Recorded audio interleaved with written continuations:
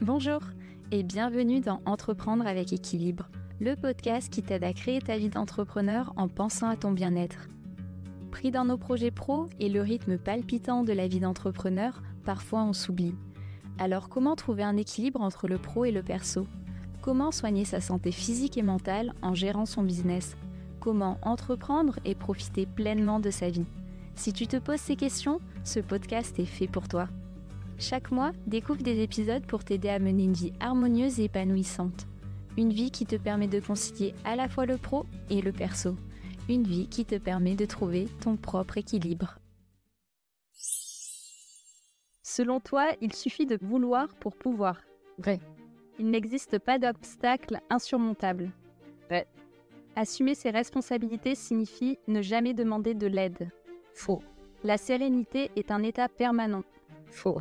Selon toi, chacun peut choisir de sa manière de réagir face à un événement. Vrai. Selon toi, les gens qui ne réussissent pas ne sont pas assez responsables. Faux. Être en paix signifie ne jamais douter de soi. Faux. Il suffit de prendre conscience d'un problème pour le résoudre. Vrai. Un changement profond nécessite toujours une souffrance. Je dirais vrai, mais ça dépend ce qu'on met derrière le mot souffrance. Ok, intéressant. Le changement est inévitable. Mon Dieu, oui, vrai. Bonjour et bienvenue dans cet épisode avec Julie Rodriguez qui est coach d'affaires holistique et conférencière. Sa vision, aider les personnes qui font appel à elle à trouver la force de supporter ce qui peut être changé, le courage de changer ce qui ne peut l'être et la sagesse de distinguer l'un de l'autre d'après la fameuse citation de Marc Aurèle. Et aujourd'hui, justement, avec Julie, on va parler de transformer les obstacles en opportunités. Bonjour Julie, je suis ravie de t'accueillir aujourd'hui. Ouais, bonjour Nania, moi aussi, vraiment.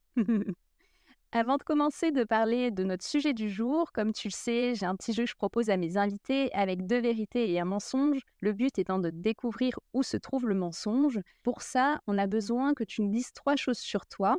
Est-ce que tu veux bien te prêter au jeu et on dévoilera le mensonge à la fin de l'épisode ? Ouais, avec joie.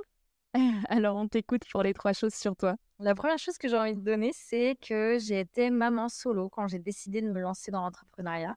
Ok. La deuxième chose, c'est que je suis sûre de moi tout le temps Ok. et que je prends toutes mes décisions en lien avec ma vision. Ok. Intéressant. Écoute, hâte d'être à la fin de l'épisode pour en savoir plus. Quand on a parlé ensemble du sujet de l'épisode, on a évoqué la phrase « La sérénité n'est pas d'être à l'abri de la tempête, mais d'être serein au milieu de celle-ci ». Est-ce que tu peux nous en dire un peu plus sur ce que t'évoque cette phrase et en quoi c'est une clé pour toi pour transformer les obstacles en opportunités ? Ouais, génial. Pour moi, c'est une des clés dans le sens où ça met en exergue en fait les situations dont on a le pouvoir et dont on n'a pas le pouvoir. Ça revient aussi à la citation de Marc Aurèle sur justement sur cette qualité de discernement où en fait la tempête, quand elle est là, on n'a pas le pouvoir dessus. Ouais. Par contre, on a le pouvoir de savoir comment on va réagir, comment on va agir vis-à-vis de cette tempête. Et quand on parle de tempête dans la vie de tous les jours, on peut parler de situations problématiques qu'on pourrait avoir aussi bien dans notre sphère personnelle que professionnelle d'ailleurs. Donc voilà, c'est vraiment pour moi une notion de distinction de où est-ce qu'on a le pouvoir et où est-ce qu'on n'a pas. Ouais, j'adore. Ça me fait penser aussi, alors je ne sais pas si tu as lu ce livre, Le succès selon Jack, de Jack Canfield, où j'avais lu ce livre il y a quelques années et dans les premiers chapitres, il parle de principe de réussite et il y a celui d'assumer sa responsabilité. Et il donne l'exemple, ça je le trouvais ultra pertinent, il donne l'exemple de, alors je ne sais plus en quelle année c'était, mais en Californie, il y avait eu un grand tremblement de terre où une autoroute avait été détruite et donc il y avait des bouchons tous les matins pendant un certain temps et ça faisait la une aux journaux, etc. Et voilà, ça avait fait un gros bordel. Et donc, il donnait l'exemple d'une journaliste qui avait interviewé plusieurs personnes qui étaient donc dans ces bouchons et comme voilà, aux infos, on a, ça peut être le cas des fois. Et il y avait une personne qui avait été interviewée et qui disait « Je déteste la Californie, c'est toujours pareil. Après les incendies, les inondations, maintenant c'est le tremblement de terre. » Et donc, la personne ultra énervée, en colère, frustrée et qui du coup, est pas du tout contente d'être dans les bouchons tous les matins parce qu'il y a eu le tremblement de terre et que du coup, l'autoroute doit être contournée. Et la deuxième personne qui, elle, au contraire, est toute joyeuse et dit Bon, je pars un peu plus tôt le matin de chez moi, mais du coup, je prends mon bouquin, mes cassettes audio, j'ai mon petit goûter et bah, voilà, je peux rien changer à ça, mais moi, ça me permet d'être dans ma voiture et de kiffer mon moment, en gros. Et je m'étais dit: «Waouh, mais mais oui!» parce que c'est vraiment, ça part du même événement, les bouchons suite au tremblement de terre qui est quelque chose sur lequel, personne n'a de pouvoir là-dessus et je trouvais cet exemple ultra, pertinent. Ça me fait beaucoup penser à ça quand tu parles, de ça. C'est clairement ça et donc merci de relever, ce point puisque, ça évoque clairement ce principe de le pouvoir que j'ai, il est dans la manière dont je vais vivre l'événement, en fait. Mmh. Ça, c'est une des clés, voire la clé de la sérénité, comme on pouvait le dire, par rapport à la première citation que tu as citée, quoi. Donc, ouais, c'est vraiment important de l'avoir bien en tête. Après, c'est de l'entraînement, l'idée n'étant pas de se flageller, dès qu'on part, dans nos émotions en disant: «Putain, fais chier, les bouchons, je vais arriver à la bourre» et cetera et cetera. Mmh. C'est OK, mais l'idée, c'est vraiment de se voir, de prendre conscience, en fait, qu'on est dans cette émotion qui nous emporte, mais que finalement, bah, on a cette capacité de pouvoir, se réguler Mmh. et passer un meilleur moment que de se laisser emporter sur, par la colère ou par l'émotion de frustration, quoi. C'est vraiment nous qui avons le pouvoir. Et comment on peut faire du coup pour, justement réguler, comme tu disais, l'émotion et pas se laisser submerger, quand ça nous arrive? Alors là, moi, je vais donner mon expérience personnelle, hein, clairement. Mmh. Parce que je suis aussi, qu'un être humain, hein. Donc ça m'arrive aussi parfois de me laisser submerger, pour des moments simples comme on vient de le donner, par exemple dans les bouchons. Maintenant, c'est le principal, en tout cas la première chose, c'est vraiment de se voir. Parce qu'en fait, en moi, hein, on ne peut modifier ce que l'on conscientise. Donc Mmh. à partir du moment où on le monte en conscience, c'est là où on fait le choix conscient justement de se dire: «OK, là, est-ce que j'ai envie de rester là-dedans ou est-ce que j'ai envie d'en changer?» Donc la première des clés, c'est vraiment de pouvoir prendre de la hauteur et de s'observer. Mmh. Et après, en tout cas, moi, en ce qui me concerne, une fois que je me catch, comme j'ai l'habitude de dire, là, je prends une grande respiration et je me dis: «Bon, OK, tu as le choix, Julie, de continuer à créer, en fait, ton énervement qui va avoir un impact sur ta journée et sur les moments que tu es en train de créer, mais aussi au niveau de l'énergie, clairement, ou alors d'en changer». Donc c'est là où je me dis: «OK, qu'est-ce qui est le plus important pour moi, là, tout de suite, maintenant?» C'est de me dire: «OK, premier challenge, c'est d'en changer, en fait». Et donc là, je switch, en fait, d'état d'esprit à travers ma respiration, à travers le fait, en fait, de revenir à l'intérieur de moi et de me poser la question: «Qu'est-ce qui est le plus important pour moi?» Moi, c'est un petit peu ma méthode, justement, qui me permet de switcher. Après, clairement, il y a des fois où je reste en résistance, hein, Mmh. en mode: «Ouais, bah, non, j'ai pas envie», et en fait, je me dis: «OK, bah, écoute, si tu veux rester dans ton bullshit, reste dans ton bullshit». Mais en fait, quand je me dis ça, il y a une part de moi qui me dit: «Mais attends, à quoi bon, je vais pas pourrir ma journée toute seule, quoi». Et du coup, en fait, je lâche aussi, quoi. Tu vois? Donc bon, pour avoir expérimenté les 2, des fois, j'ai envie de rester aussi dans mon bullshit en mode: «Ouais, je vais rester», mais finalement, ça lâche quand même. Mmh. Parce que c'est pas utile pour moi de rester là-dedans et je ne vais pas être dans l'opportunité de ma journée, en fait. Ouais. Mais j'aime beaucoup aussi la question que tu disais de: «Qu'est-ce qui est le plus important pour moi?» Je pense que effectivement, elle permet vraiment de prendre du recul et de se dire: «Est-ce que j'ai vraiment envie de mettre mon énergie là-dedans? Est-ce que ça vaut le coup que je perde du temps et de l'énergie dans une émotion qui va me desservir au fil de la journée?» Et ça veut pas dire la mettre, sous le tapis ou ne pas l'écouter, mais c'est prendre conscience, en fait, aussi des conséquences, de l'impact qu'elle peut avoir sur soi et sur, le reste de la journée pour, pouvoir, reprendre le pouvoir dessus et en changer. Ouais, complètement. C'est en tout cas, moi, c'est la question qui me permet de revenir dans ma responsabilité. Ouais. Est-ce que tu dirais aussi qu'il y a un moment où tu as pris conscience de ça? Donc tu nous disais que tu te le faisais régulièrement, enfin que toi, quand ça t'arrivait, voilà, tu avais ta manière, ta méthode pour en sortir. Est-ce qu'à l'époque, il y a eu un moment où tu as eu un switch et tu as eu une prise de conscience là-dessus? Tu t'es dit: «Waouh, mais en fait, c'est ça», je sais pas si tu vois ce que je veux dire? C'est-à-dire le moment où je me suis dit: «Stop, j'arrête». Le moment où tu te dis: «Waouh, mais en fait, c'est ça, c'est ma réaction qui Mmh. j'ai le choix de ma réaction et je n'ai plus à subir en quelque sorte». Alors, en fait, ça, je l'ai appris. C'est comme ça que je fonctionne. C'est-à-dire que quand j'ai commencé à m'intéresser au développement personnel, à travers même des lectures, et cetera, en fait, moi, j'aime quand il y a des choses qui résonnent à l'intérieur de moi, je me dis: «Tiens, si ça résonne, c'est que j'ai quelque chose à prendre et du coup, je vais l'expérimenter». Mmh. Et en fait, c'est à force d'expérimenter les différents éléments, donc là, en l'occurrence, le fait de se poser la question: «Qu'est-ce qui est le plus important pour moi?» Même si au début, clairement, mon ego, il résistait à cette question en mode: «Mais Ouais. attends». pourquoi tu poses cette question? Au début, il voulait pas que j'y réponde, mais je sentais que c'était important pour moi d'y aller, en fait. Mmh. Et à force de créer, en fait, cette alliance avec mon ego, parce que du coup, maintenant, c'est plus mon ennemi, c'est mon allié, j'ai vu petit à petit dans mon quotidien, que ce soit professionnel et ou personnel, en fait, des changements sur ma capacité, non plus à ne pas m'énerver, mais surtout à réduire le temps de ces mauvaises ondes, ces mauvaises énergies et de voir l'impact que ça pouvait avoir sur mon environnement. Mmh. Et quand j'ai mis de la conscience là-dessus, en effet, je me suis dit: «Attends, c'est moi qui ai le pouvoir et du coup, là, je vais arrêter de subir». Mmh. Et après, il y a le jeu aussi parce que je suis une challengeuse et du coup, il y a aussi le jeu de «OK, là, vas-y, en combien de temps je vais switcher?» En fait, j'en ai fait un jeu, quoi. Pour Ouais, j'aime beaucoup ça aussi, d'apporter le jeu et d'expérimenter comme tu dis, parce que c'est comme ça qu'on ancre aussi, je trouve, les choses en soi. C'est comme quand tu lis un livre, oui, lire un livre, c'est cool, mais si derrière, il y a pas d'action, il y a rien qui suit, bah, le la lecture, elle va pas servir à grand chose. C'est une fois qu'on commence à mettre en application ce qu'on a lu que tout prend son sens. Donc je j'aime beaucoup, et en parlant de jeu, tu voulais nous partager un exercice aujourd'hui?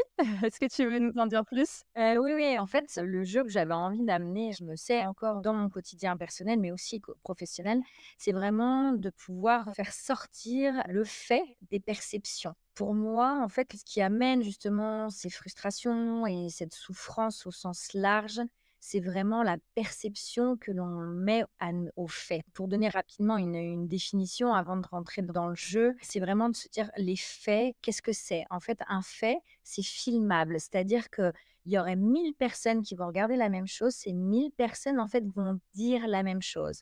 C'est vraiment quelque chose qui ne change pas. Ouais. La perception, elle, pour le coup, c'est il y a 1000 personnes qui vont regarder ce fait et en fait, bah, on va avoir 1000 histoires différentes. Qui vont être en lien justement avec les perceptions. Et justement, bah, l'idée, c'était de donner 3 phrases, en l'occurrence, pour voir dans quelle mesure vous arrivez à voir si on parle de fait ou si on parle de perception. Parce que du coup, les faits, on peut pas les changer, alors que la perception, on peut.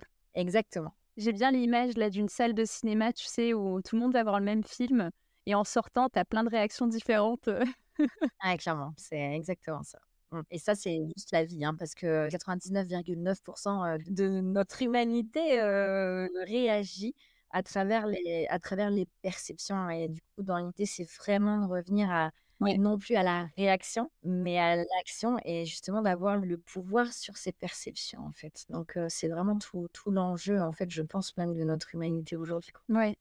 Mais écoute, je t'écoute Ouais. pour, La première phrase, qui m'a semblé être plutôt pertinente par rapport à l'audience et aussi, par rapport à à des réalités qu'on pourrait, tous vivre, ouais. c'est, par exemple, la phrase c'est: «Un client ne me paie pas». Et donc là, je dois dire si c'est un fait ou une perception, c'est ça? Tout à fait. Bah, je dirais un fait. Ouais, complètement. C'est un fait. Le client ne te paie pas. Ouais. Maintenant, quelles seraient les perceptions qui rentrent plus dans les mœurs, en fait, quand on dit: «Bah, tiens, un client m'a pas payé», selon toi, qu'est-ce qui va fait «bon train», en fait, entre guillemets, Bah, quoi? ça peut être, parce que, j'ai mal fait mon travail ou il a pas été satisfait du travail, ouais, je dirais. Il y a en effet plusieurs façons de vivre au fait qu'un client ne paye pas parce que ça peut arriver, en fait, clairement. Et là, de ce que j'entends, de ce que tu dis, toi, Nénia, c'est que la première réaction que tu vas avoir, c'est de te remettre en question. Une réaction possible, quoi. Voilà, en tout cas, ça, c'est une réaction possible et de ce que moi, je peux voir, c'est que la plupart des gens auraient plus tendance à dire: «Ouais, le client, il m'a pas payé, c'est pas normal, je comprends pas, c'est pas logique, j'ai réalisé quelque chose». Donc du coup, le fait de vraiment prendre les choses comme un dû, là, l'idée n'étant pas de traiter, la collaboration, mais vraiment de plus de se positionner en mode, comme on le disait tout à l'heure, hein, plutôt en observation Mmh. et de se dire: «OK, là, où est-ce que j'ai du pouvoir?» Ouais. Et un des premiers pouvoirs que j'ai, c'est déjà dans ma façon d'agir vis-à-vis de ce fait, de voir que cette perception, de mettre la responsabilité sur le client déjà, elle est pas tout à fait juste en soi puisque, bah, en général, déjà, il y a rien qui en général se passe sans rien. C'est que Ouais. nous, dans le cadre d'une relation, donc c'est déjà qu'il y a 2 personnes au minimum et que du coup, bah, la part de responsabilité, elle est chez les 2. Donc c'est déjà de pouvoir prendre sa part de responsabilité, ne serait-ce par rapport à son attitude vis-à-vis de soi, sur ce fait. Mmh. Et après, bien évidemment, l'idée étant de pouvoir aller, régler cette situation, dans les meilleures, disposition, si je puis dire. Mmh mh. Et en effet, d'y aller en réaction, avec cette colère ou cette frustration, il y a de grandes chances que les problématiques puissent en tout cas continuer à agir, quoi. Ouais. Donc là, si je comprends bien, ce que tu nous dis par rapport à ce fait, c'est que, bon, on peut avoir plusieurs perceptions possibles et en fonction de celle qu'on a et de ce qu'on va ressentir, si c'est pas satisfaisant parce qu'on ressent une émotion, on sent que ça titille parce que c'est pas agréable de pas se faire payer aussi, on va pas se mentir. Et et l'idée, c'est pas de dire: «Ouais, c'est cool», c'est juste de dire que en fait, par rapport à ce qu'on ressent, on a le pouvoir d'agir dessus en adaptant une réaction qui va être en prenant une part de responsabilité là-dessus aussi, en se disant: «Qu'est-ce que je peux faire moi, en fait, aujourd'hui pour que, ça arrive plus dans le futur, pour être payé?» Et cetera et mettre en place les actions pour avancer, sereinement. Exactement, c'est exactement ça. Top. Tu avais d'autres phrases aussi à nous suggérer? J'en ai 2 autres, alors j'ai essayé de les construire, par rapport à ce qu'on peut tous vivre, hein, mais là, par exemple, c'est: «Mon associé m'a humilié devant mon client». Ah! Je dirais que c'est une perception. Ouais. Pourquoi tu dirais que c'est une perception? Si on ressent de l'humiliation, peut-être que l'associé, en fait, il voulait pas humilier, mais que la manière dont la personne le prend, ça va être, humiliant. Enfin, qu'elle va se sentir humiliée, quoi. Exactement, donc en fait, l'humiliation, c'est clairement une perception, hein, parce que potentiellement, l'associé, en effet, aura dit, une phrase, du type: «Non, c'est pas ce qu'il voulait dire», et que lui, il aura ressenti justement ça comme une humiliation, alors que pas du tout. L'idée étant d'ajuster simplement l'échange avec le client. Donc là, c'est vraiment important de pouvoir aussi, dans cette phrase, ce que je voulais démontrer, c'est que quand on les mots comme humilier, comme agresser, c'est Mmh. vraiment perception parce que c'est en lien avec nos propres blessures à nous, Oui. pas en lien avec ce que la personne est en train de dire. C'est nous qui recevons ça comme tel. Donc encore une fois, c'est prendre la responsabilité de ce qui nous appartient, et ça nécessite bien évidemment une connaissance de soi, ou en tout cas au moins une curiosité de ce qui se passe à l'intérieur de soi. Ouais. Et comment on peut faire quand il y a ce genre de ressenti qui apparaît? Parce que se sentir humilié, bon, c'est pas agréable et en même temps, une personne qui ressent ça, c'est aller aussi casser des croyances. Je pense que c'est pas facile, enfin, pour avoir vécu aussi, un avant et un après coaching, tu vois? Je sais que ma perception, elle a complètement changé pour le meilleur et je me dis, voilà, quelqu'un qui a peut-être pas encore certains outils ou quoi, comment il peut faire pour vivre ça de manière un peu plus douce? Eh bien, en fait, c'est toujours pareil. Pour moi, la première des choses, c'est vraiment déjà de ne pas rejeter la faute sur l'autre. En fait, la clé, c'est que si la personne a la tendance à rejeter la faute sur l'autre, elle peut être sûre que déjà, en fait, ça lui appartient. Ouais. Ça, j'ai envie de dire, c'est systématique. C'est une première clé pour essayer de se dire, tiens, est-ce que j'ai tendance à rejeter la faute sur l'autre? Et la réponse, ça va être en fonction d'où on en est, hein, sur la connaissance de soi. La réponse peut être assez facilement oui. Et du coup, bah, là, c'est dans l'idée, c'est vraiment de revenir vers soi en se disant, «OK, donc la première des choses à faire, c'est de se dire: "OK, attends, peut-être que là-dedans, j'ai aussi moi ma part de responsabilité"». Et du Mmh. coup, ça vient aussi adoucir les situations. Ça crée en fait, bah, des nouvelles perceptions, et du coup, on ne vit plus les choses de manière aussi, impactante, en fait. Ça ne veut pas dire qu'on ne se sent pas piqué, attention, on reste Ouais. des êtres humains. Moi, personnellement, je me sens encore piquée à certaines fois, même si je sais que c'est des blessures qui m'appartiennent. Mmh. Je m'autorise tout simplement à me sentir piquée, Ouais. parce que je me dis: «OK, c'est mes blessures». Par contre, je m'autorise à me sentir piquée, mais je n'en veux pas à l'autre parce que je sais que ça m'appartient à moi, en fait. Mmh mh. J'aime bien aussi ce que tu dis de prendre sa part de responsabilité. C'est une part. Exactement. Ouais, prendre sa pleine responsabilité dans sa part de responsabilité. Exactement ça. Cool et tu nous disais donc que tu avais une troisième e fait perception à nous proposer? Ouais, j'en ai une troisième. Après, mettez ce que vous voulez derrière, mais mon collègue ou mon collaborateur ou mon community manager, enfin, n'est jamais là quand il faut. Mmh mh. Je dirais que c'est une perception. Exact. Et du coup, qu'est-ce qui fait que tu dis que c'est une perception? Bah, déjà, il y a le jamais, donc c'est extrapolé, quoi et le quand il faut, enfin, dans les mots utilisés, c'est très, vaste et très généraliste, de manière à ce que ça ne puisse pas se référer à une, situation en particulier. C'est exactement ça. Et là, l'importance que j'avais envie de mettre en exergue, justement par rapport à cette phrase, c'est comme tu l'as très bien dit, Nénia, c'est le toujours et jamais. En fait, le toujours et jamais amène en fait à ce qu'on appelle une généralisation, Mmh. et ça laisse la porte ouverte aux histoires, aux perceptions. Et quand justement l'idée est d'en revenir aux faits. Mmh. Donc l'idée, c'est vraiment de commencer à s'entraîner à travers notre cerveau. Quand vous entendez dans une phrase toujours ou jamais, c'est de se dire: «Attends, là, il y a de grandes chances qu'il est en train de me raconter une histoire». Ça ne veut pas dire qu'il est en train de mentir, attention, loin de là, hein.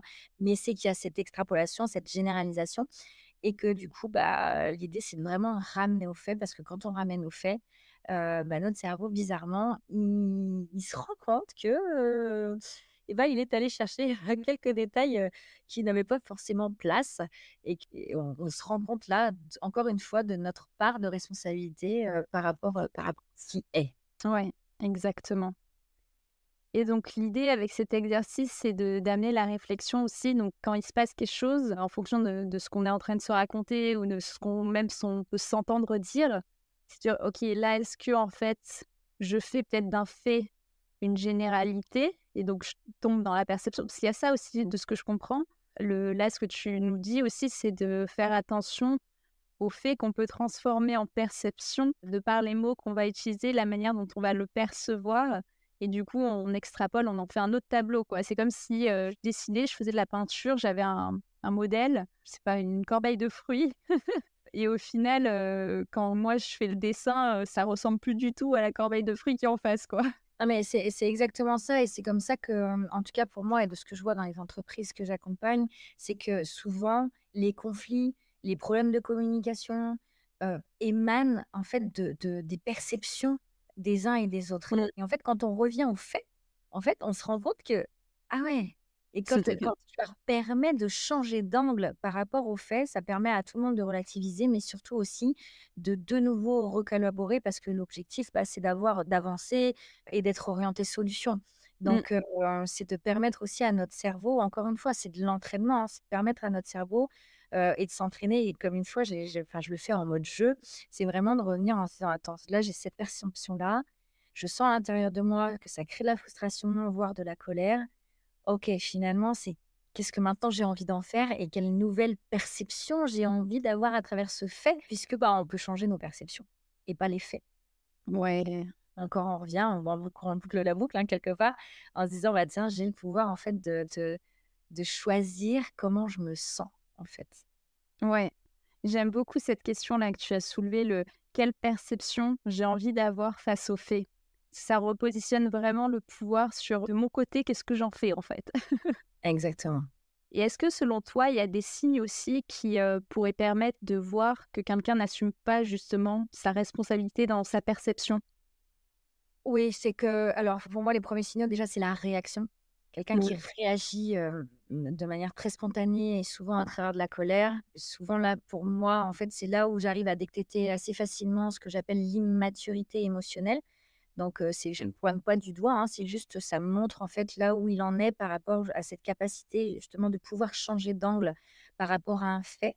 Donc c'est vraiment la réaction et la personne, elle peut aussi à travers sa action, c'est que souvent elle va chercher à se justifier. Mmh. Ouais. Ouais, ouais, ouais. Je rigole parce que donc j'ai des séances de coaching depuis un certain temps avec mon coach et c'est des choses qu'on a vues aussi ensemble et il y a des fois, tu vois, où il se passait un truc et genre, j'avais envie de répondre. Je réponds quand même souvent par la douceur. Je m'énerve, mais des fois en me justifiant, tu vois?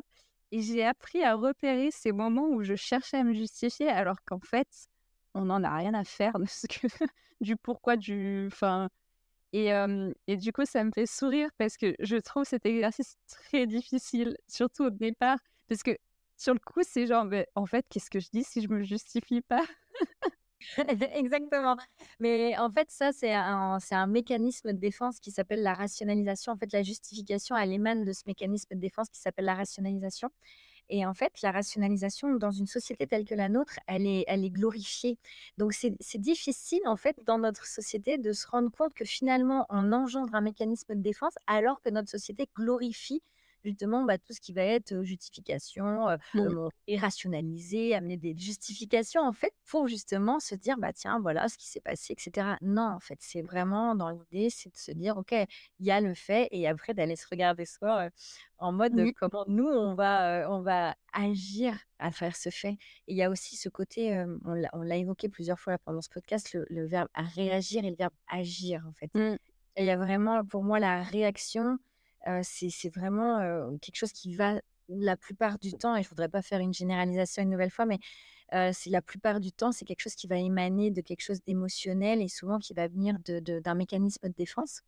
Alors que quand on agit, souvent on a eu déjà une part de réflexion intérieure et du coup le fait de pouvoir agir et souvent on agit en responsabilité. On réagit de manière émotionnelle et on agit en responsabilité. Mmh. On joue sur les mots, mais pour moi, en fait, à partir du moment où on commence à avoir une connaissance fine de soi aussi, Mmh. c'est aussi intéressant d'avoir aussi ce vocabulaire. Ouais, je valide. Est-ce que tu dirais du coup que la réaction est plus immédiate que l'action et que dans la temporalité, l'action forcément demande un temps un peu plus long? Alors là, encore une fois, je vais parler que pour moi, c'est que en effet, au début, la réaction, heu, elle arrive en fait, spontanément en fait. Mmh Quelque part, mh. c'est quelque chose qui émane de la survie, j'ai envie de dire, hein. Après, à force d'entraînement, moi, je me vois aussi qu'il y a des choses sur lesquelles je ne réagis plus. Mmh. Que j'agis, puisque ça n'a plus de prise sur moi, puisque, il y a des choses que j'ai travaillées et sur lesquelles, en fait, je vois pleinement aujourd'hui ma responsabilité et du coup, je n'ai plus de réaction, en fait Mmh. et du coup, j'agis et en effet, dès que je réagis, en fait, ça me montre là où j'ai encore des choses, à Ouais. là où encore enfin, tu vois? Donc, oui, là, j'aurais envie de dire, oui, la réaction en tout cas, quand on a envie de bosser sur soi, Oui. moi, c'est un bel indicateur chez moi de me dire: «OK, là, si là je réagis, c'est que j'ai encore quelque chose à faire, quoi». Ouais. Et c'est moi, c'est mes boutons rouges, en fait, Des signaux d'alerte, des indicateurs, exactement. et c'est ça qui est génial, c'est ça parce que du coup, ça te permet de savoir, OK, bah, voilà sur quoi je peux travailler encore ou voilà ce qui me titille. Est-ce que j'ai envie de travailler dessus ou pas? Et si oui, ben, on y va et sinon, ben, on laisse ça pour plus tard. Ouais, exactement, hein. Il y a des choses encore sur lesquelles je vois que je réagis, mais que je sens que je ne suis pas encore prête, en fait. Je sens que c'est pas Mmh encore mh. le meilleur moment pour moi. Donc je le vois, je prends ma responsabilité parce que ça, c'est pour moi, c'est vraiment important, mais je fais le choix conscient, en fait, que c'est je tout de suite, c'est pas une de mes priorités, en tout cas. Mmh. On en revient à la conscience, ouais. Mmh. Exactement, la conscience et la part de responsabilité. C'est-à-dire que quand je réagis, j'ai plus le côté, impulsif, voilà, impulsivité, tu vois? Donc là, même si, je sens que j'ai la colère qui monte, tu vois? Hop, potentiellement, je vais être aussi dans cette impulsivité, mais je vais prendre ma part de responsabilité. C'est-à-dire que si c'est parti, Mmh. je vais aller réparer. C'est-à-dire que en Ouais. fait, je vais aller, prendre ma part de responsabilité et aller évoquer à la personne, en fait, que Mmh mh. je n'avais pas à réagir de cette façon-là. Mmh. Je m'excuse la plupart du temps, clairement, en me disant que voilà, j'aurais pas dû, en fait, réagir comme ça. Bah, merci de souligner ça aussi parce que ça montre qu'on reste quand même des humains et que, beh, des réactions, il y en a quand même et là, l'idée, c'est pas de dire, «Tout va être rose et tout va être fluide et lisse», mais c'est de donner des clés pour, les personnes qui ont envie de travailler dessus de manière à ce qu'elles puissent le plus possible prendre leur part de responsabilité. Effectivement, on reste humain donc Non, mais c'est clair et puis de toute façon, même si, comme je le disais tout à l'heure, il y a des boutons sur lesquels et là, j'avoue que ma fille, c'est mon meilleur maître là-dessus, hein. C'est qu'en Mmh. fait, ma fille, avant, elle appuyait sur des boutons qui aujourd'hui, en fait, quand elle appuie dessus, ça ne fait plus rien. Du coup, ce qui est génial, hein, dans l'inconscient, c'est qu'en fait, aujourd'hui, elle va en appuyer sur d'autres. Donc en fait, moi, elle me permet, en marge de tout travail que je fais, elle me permet, moi aussi, de grandir et de grandir avec elle. Mmh Et en mh. fait, quand elle appuie sur des nouveaux boutons, voilà, moi, spontanément, je vais réagir et humainement parlant, par contre, ce qui est très important pour moi Mmh. et là, je vois que j'ai bien évolué là-dessus, c'est qu'avant, mon ego ne me permettait pas, en fait, d'aller réparer, d'aller m'excuser. Mmh. Aujourd'hui, en fait, je même si je sens que ça vient toujours me titiller, que j'ai des résistances à y aller parce que ça nécessite, en fait, de se mettre en vulnérabilité, en fait, Ouais. j'y vais quand même parce que quand je vois la puissance de ce que fait la réparation, en fait, aujourd'hui, je préfère, en fait, me mettre en vulnérabilité même si c'est dur. Voilà. Mais quand je vois le résultat, on ne peut plus passer outre, surtout, bien évidemment, quand je veux nourrir la relation. Ouais, ouais, ouais. Et tout à l'heure, tu nous parlais aussi du choix des mots et ça m'a fait penser à quelle serait la différence selon toi entre la justification et l'explication? Parce que je te disais justement que je voyais un petit peu ce côté justifié et que c'était venu moi me titiller à un moment donné. Et en même temps, il y a des fois où on a quand même envie d'expliquer à l'autre ou d'avoir une conversation avec l'autre ou enfin de pas juste lui mettre un «c'est comme ça, c'est pas autrement» ou donc comment on peut distinguer quand on est dans la justification ou quand on est dans l'explication? Ouais, ouais, j'entends. En fait, là, alors c'est très fin et je te remercie pour ta question. Et là, ça va vraiment nécessiter d'aller à l'intérieur de soi et de voir de quel espace ça part. Mmh. Parce qu'en fait, la justification, elle part d'un espace de mécanisme de défense, comme je le disais tout à l'heure. Maintenant, si on veut expliquer, ça veut dire qu'on a déjà conscience, en fait, qu'on ne veut pas se justifier d'avoir réagi ou agi de cette façon-là, en fait. Maintenant, c'est la différence, elle est quand même relativement très, très fine. Mais expliquer quelque chose, quand ça part plus d'un mécanisme de défense, ça veut dire que c'est pour donner une information. Ouais. C'est je donne une information, mais je ne me justifie pas sur quelque chose que j'aurais fait. Mmh. Ou sur qui je suis, en fait. Ouais, c'est plus neutre du coup. Exactement. C'est que pour moi, on est sorti d'un système relationnel parce que bon, j'ai parlé des mécanismes de défense, mais il y a aussi les systèmes relationnels. Et le système relationnel, d'ailleurs, le plus connu, c'est celui du triangle de Karpman, le bourreau sauveur. Et donc, c'est là aussi, ça donne un autre type, ça peut-être. Quand on est sorti du triangle, en fait, là, on veut justement, on va dire, donner une explication. Mmh. Là, pour moi, ça nécessite vraiment d'aller se regarder, de ne pas se mentir. Ouais. De pas se mentir à soi-même. Mais encore une fois, il y a enfin voilà, l'idée c'est de s'expérimenter et Ouais, ouais. d'aller voir parce que ça, c'est toujours pareil. Il y a que en l'expérimentant que voilà, on le saura. Mmh. Mmh. Moi, quand je me vois à moi-même, je le sais en fait, hein. Tu parlais du triangle de Karpman. Est-ce que rapidement, tu peux peut-être expliquer pour celles et ceux qui ne connaissent pas? Oui, en fait, le triangle de Karpman, alors, c'est Karpman, hein, qui l'a inventé en 1968 et en fait, l'idée, c'est vraiment de montrer les différents jeux psychologiques qu'il peut y avoir en relation Mmh. et de ce qui émane, en fait, sur un conflit. Mmh. Il a montré que, il y avait 3 rôles, donc le bourreau, donc souvent, c'est celui qui va, agresser les personnes ou les humilier ou en tout cas avoir une émotion la plupart du temps, plutôt de colère. Le sauveur, c'est celui qui va avoir envie d'aider alors même qu'on ne lui a pas demandé et c'est celui qui a tendance à pêcher le poisson plutôt que de donner la canne à pêche. Mmh.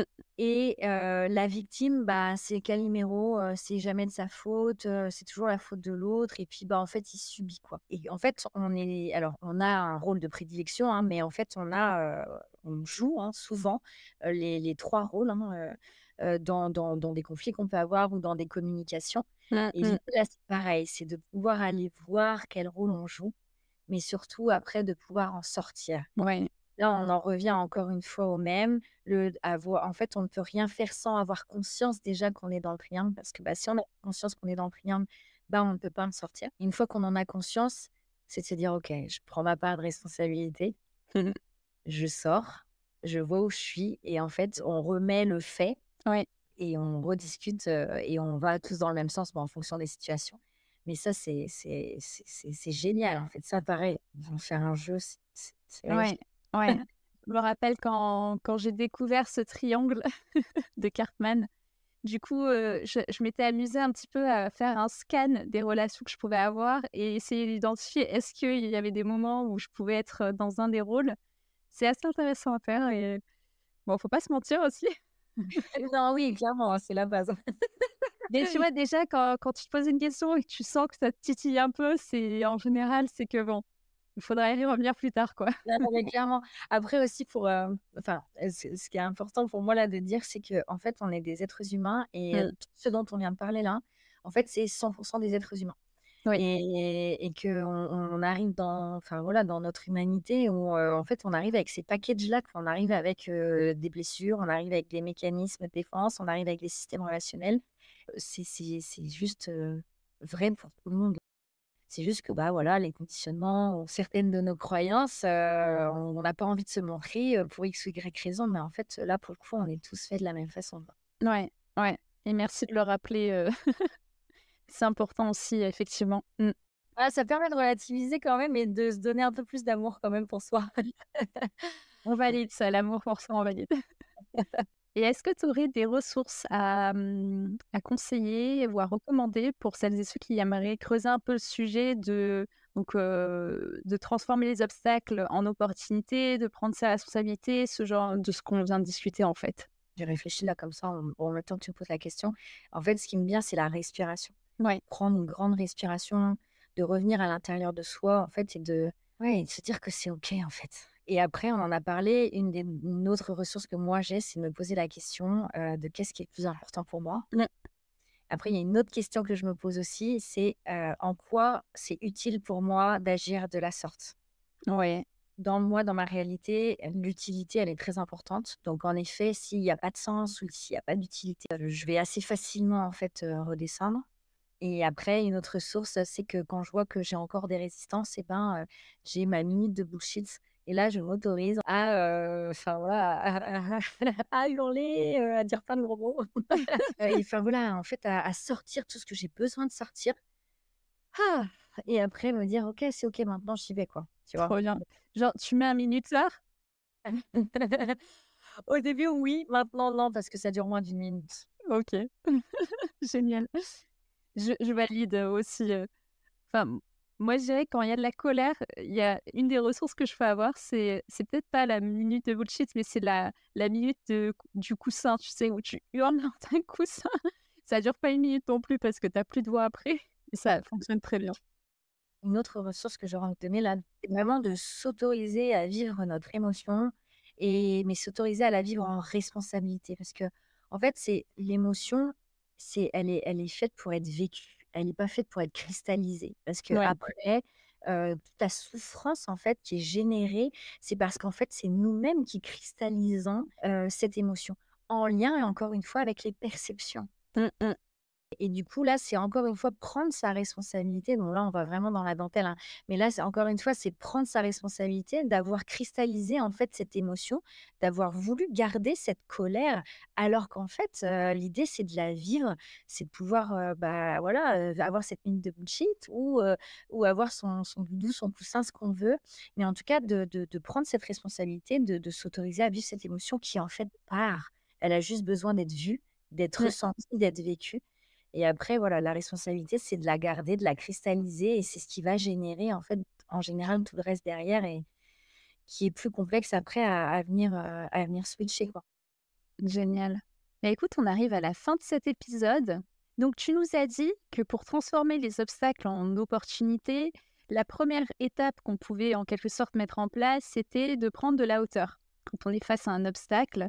Et pour ça, tu nous as donné des outils, notamment la respiration qui pouvait aider à ça, ou encore certaines questions à se poser, comme en quoi c'est utile pour moi d'agir de la sorte, ou encore qu'est-ce qui est le plus important pour moi. Et à ce moment-là, tu nous disais, de vraiment se repositionner en spectateur un peu de la situation qui vient de se passer pour voir si la manière dont on réagit et ce qu'on est en train de se dire, est-ce que c'est juste constater la situation, le fait, ou est-ce que c'est une perception qu'on est en train d'en avoir? Parce que si c'est une perception, là-dessus, on peut avoir le pouvoir, le choix de reprendre le pouvoir dessus justement et de pouvoir agir différemment et d'où les questions que tu nous disais qui pouvaient aider à nous rendre compte, en fait, que à ce moment-là, c'est notre réaction qui est en train de nous desservir et qu'on peut reprendre le pouvoir dessus. On a aussi parlé de la différence entre le fait de se justifier ou d'expliquer, entre la réaction et l'action notamment pour la réaction et l'action en disant que l'action était nécessaire, mais la réaction des fois pouvait desservir quand elle était impulsive et incontrôlée du coup et sur le fait de se justifier ou d'expliquer que, le fait de vouloir se justifier, ça pouvait montrer justement qu'on était, en réaction, dans une perception à un événement et souvent qu'on est en train de résister à ce qui est en train de se passer Et donc, au contraire, l'explication, elle va pouvoir permettre de renouer le contact, remettre l'information dans une relation, permettre de donner des informations à l'autre personne, mais sans être dans la justification qui, elle, va avoir tendance à dresser un mur avec l'autre.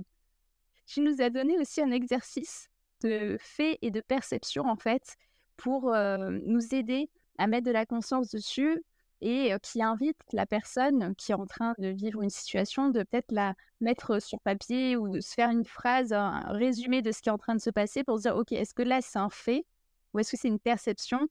et pouvoir du coup prendre conscience qu'elle est peut-être dans la perception et qu'elle a le pouvoir de venir, jouer dessus pour, avoir une réaction qui soit plus appropriée et plus alignée avec ce qu'elle a envie de ressentir. Est-ce que tu veux ajouter quelque chose? Eh bien, écoute, en tout cas, très, très bon résumé et non, non, c'est bon, parce que sinon je vais repartir, en fait. Donc non, tout est OK pour moi. Merci en tout cas pour cette invitation, Lénia et j'ai passé un excellent moment, franchement. Mais merci à toi. Alors, on n'a pas tout à fait fini. On va revenir sur le petit jeu des 2 vérités et du mensonge. Donc, tu nous avais dit que tu étais, maman solo quand tu t'es lancée, que tu étais sûre de toi tout le temps ou encore, que tu ne prenais jamais une décision sans qu'elle soit alignée à ta vision. Est-ce que tu veux bien nous dévoiler une première vérité? Oui, alors là, je vais juste ajuster. J'ai dit: «Je prends toutes mes décisions en lien avec ma vision». J'ai pas dit OK. jamais. Bon, ça, c'est une première vérité. C'est que, je prends, toutes mes décisions, en lien avec ma vision. En tant qu'entrepreneur, en fait, on a des milliers de décisions à prendre chaque jour, des plus ou moins importantes. Mais là, les décisions stratégiques, c'est clair que je les prends en lien avec ma vision et parce que ma vision, elle est tellement alignée avec moi que de toute Mmh. façon, c'est très, très important pour moi que mes décisions soient prises en alignement. Ouais, hyper intéressant, ouais et effectivement, quand il y a un choix à faire ou même une décision, on ne sait pas trop, ça peut être un très bon moyen de pouvoir, se demander, en fait, est-ce que la réponse qu'on va apporter va servir là où on a envie d'aller? Exactement. Mmh mh. OK. Donc ça fait qu'il nous reste le fait que tu étais maman solo quand tu t'es lancée ou que tu es sûre de toi tout le temps. Mais ça tombe bien parce que ça rejoint justement ce dont on parlait aussi avec les mots, généralistes. Et bon, je sais que tu étais maman solo quand tu t'es lancée, donc le mensonge, c'est que tu n'es pas sûre de toi tout le temps. Mais Julie, comment ça se fait? Je ne comprends pas. C'est trop lancé. Ouais, non, non, ça serait c'est un mythe, hein. Et bah, j'ai voulu le mettre justement pour mettre le point, qu'on pourrait croire, on a envie ou même dans le cadre du développement personnel que quand on apprend à se connaître et que on devient en fait sûr de soi tout le temps et ben, en fait non quoi. Clairement, pour moi la confiance en soi, c'est s'il y a pas de garde d'arrivée, puisque, plus on sort de notre zone de confort, bah, plus on vient, stretcher justement cette confiance, plus on vient la grandir. De là à dire que je suis sûre de moi, tout le temps, non, bien évidemment que non. Ouais, ça rejoint aussi ce que tu disais tout à l'heure, sur le fait d'être humain et que c'est pas, tout n'est pas, lisse. Top. Bah, écoute, j'ai ma toute dernière question pour toi. Quel est le meilleur moyen pour te contacter? Et je mettrai le lien dans la description de l'épisode. Ah, le meilleur moyen de me contacter, bah, c'est sur LinkedIn. OK, génial, je mettrai le Ouais. lien. Merci beaucoup Julie pour cet épisode et tout ce que tu viens de nous partager. Merci beaucoup. Merci à vous. Merci pour ton écoute. Si cet épisode t'a plu, je te laisse le partager autour de toi pour le faire découvrir aux autres et lui mettre 5 étoiles. Prends soin de toi et à bientôt.